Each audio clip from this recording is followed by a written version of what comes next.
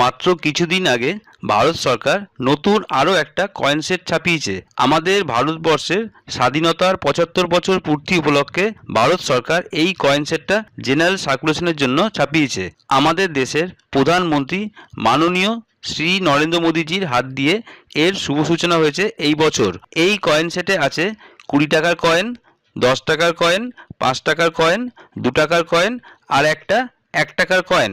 এই কয়েনগুলো সম্পর্কে যদি তোমরা ইনফরমেশন চাও আর এই কয়েনগুলো কিনতে গেলে কত দাম তোমাদের দিতে হতে পারে জানতে চাও, তাহলে প্লিজ আমার চ্যানেলটা সাবস্ক্রাইব করো আর আমার চ্যানেলে গিয়ে তোমরা এই কয়েনগুলোর ভিডিও দেখে নিতে পারো। এই কয়েনগুলোর ভিডিওর লিঙ্ক ডেসক্রিপশন বক্সে দেওয়া আছে।